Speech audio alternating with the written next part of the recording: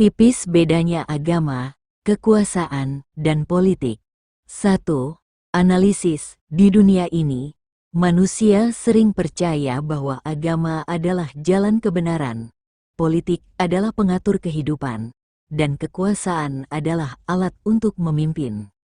Namun, jika kita amati lebih dekat, garis pemisah antara ketiganya sangat tipis. Seringkali, apa yang tampak suci, sebenarnya untuk menutupi nafsu dan ambisi manusia.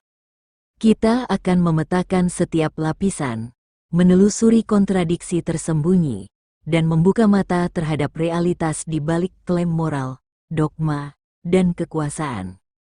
Perhatikan setiap kata, karena yang tampak indah, sering menyimpan kontradiksi yang tersembunyi. 2.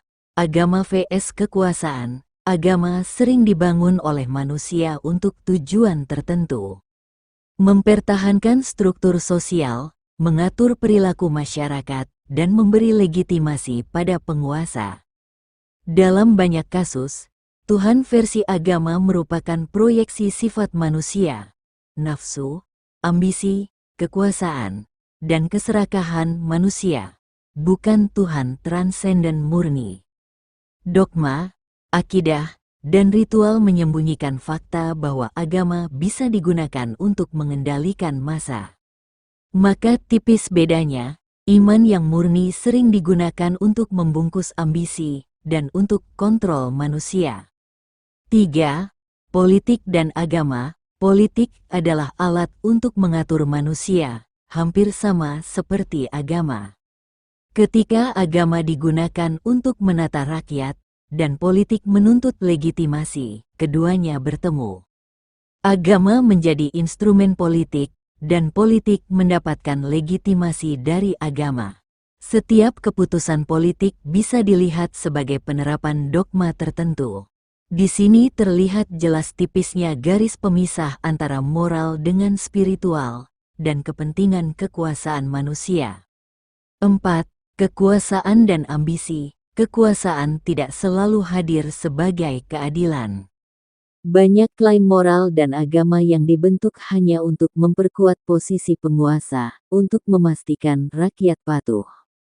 Tipis bedanya, agama yang dikuasai dan politik yang dibimbing, keduanya mengokohkan ambisi manusia. Setiap aturan dan ritual bisa dianalisis, apakah untuk kebaikan manusia, atau untuk menjaga dominasi kelompok tertentu. Pemahaman ini penting untuk melihat dunia tanpa ilusi, dan memahami struktur di balik klaim suci. 5. Analisis metode 3-in-1. Jika kita uraikan setiap klaim, setiap dogma, dan setiap keputusan politik, akan terlihat pola kontradiksi tersembunyi. Dengan metode 3-in-1, jala ikan, merupakan pemetakan seluruh elemen dan hubungan antar argumen. Lempar koin, menguji kontradiksi tersembunyi dalam klaim yang tampak benar. Trisula Weda, menyaring argumen secara ketat, menilai kebenaran, keadilan, konsistensi, dan dampak nyata. Hasilnya jelas, kebenaran, keadilan, spiritual, moral, dan kekuasaan manusia sering bercampur. Tipis bedanya, tetapi berdampak nyata pada kehidupan sehari-hari. Metode ini memungkinkan kita memahami sistem keimanan dan kekuasaan tanpa bergantung pada interpretasi subjektif atau dogma yang menyesatkan. 6. Penutup. Bayangkan dunia di mana klaim moral, dogma agama, dan kekuasaan politik saling bertaut. Jika kita tidak kritis, kita hanyut mengikuti arus, tanpa menyadari terjebak dalam kontradiksi yang tersembunyi. Tipis bedanya, tetapi sadarilah, keimanan, kekuasaan, dan politik tidak selalu murni seperti yang terlihat. Dengan analisis yang tepat, kita bisa membongkar sistem, melihat pola tersembunyi, dan berpikir bebas.